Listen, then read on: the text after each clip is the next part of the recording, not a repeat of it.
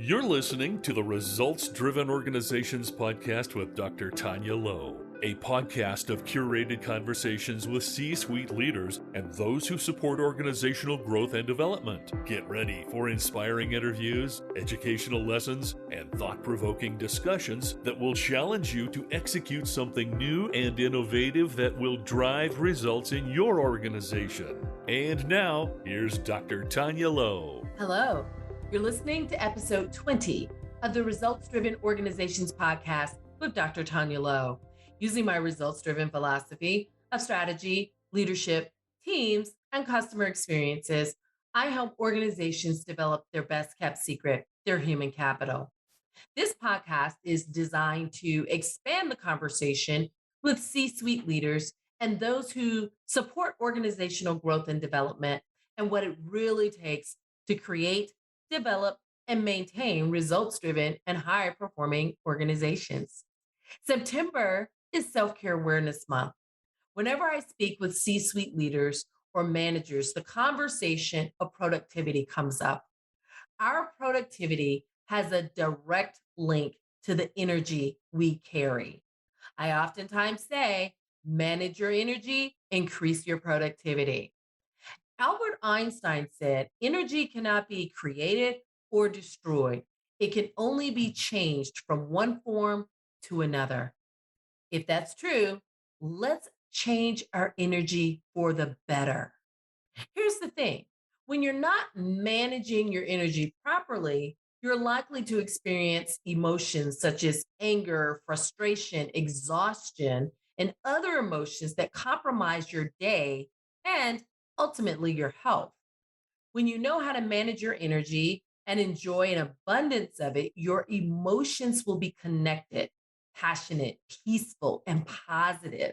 You'll be able to get more work done and you won't feel so exhausted at the end of the day.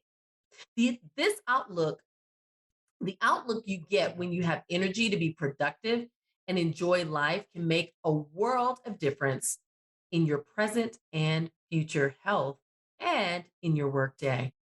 There never seems to be enough time to get things done. So we exist by multitasking on the run. For example, you may be eating lunch at your desk, driving a car, and talking on the telephone all at the same time. You may have gotten done what you had planned to do on your to-do list, but you're probably just spent now. You're probably just exhausted when the end of the day comes. I know I am.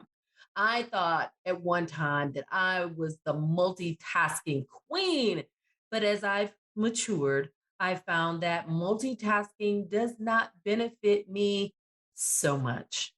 Personal energy management techniques can help produce a more natural energy and one that's healthier for you, for your team, and for your organization. When you focus on the physical ways to produce energy, it serves you better than trying to get things done using ways that leave you mentally and physically depleted. So I have 5 things you can do to manage your energy, increase your productivity, all while incorporating self-care practices daily. The first one is get rid of energy drainers. Now, I know you've heard this before. An energy drainer might be in the form of a person or a task, and sometimes we can't always get rid of the people, but go ahead and assess the people around you and distance yourself from those who leave you exhausted when you leave their presence. The biggest part of that is recognizing who and what it is and making the shift. Again, we can't always avoid those energy drainers, but if we protect our energy at all costs, we can shift how we allow them to affect us. Number 2, dance, dance, dance, dance. I was having lunch in a sushi restaurant a week ago, and the owner didn't know that I could see her, but she was working on her dance moves, and then she let out a big laugh. Take a lesson from this example, as well as children. Children do this all the time. Move your body to some funky beats and re-energize your body and your mind. Just a few minutes of dancing around the room will give you some much needed positive energy.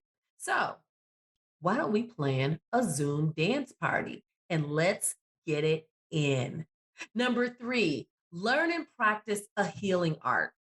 Energy healing sessions such as Qigong, Tai Chi, and Reiki are especially great for renewing the energy levels of your mind, body, and spirit so that you feel better and enjoy a healthier, more energetically aligned lifestyle.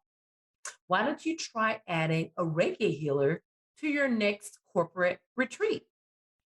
They can work with you virtually and on site. And number four, discover what makes you happy.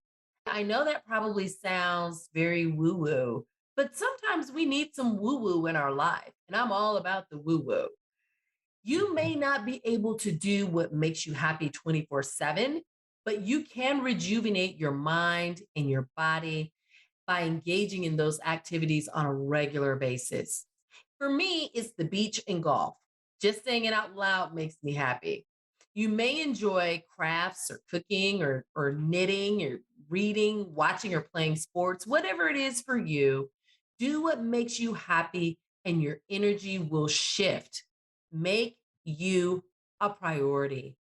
And number five, nourish your spiritual side.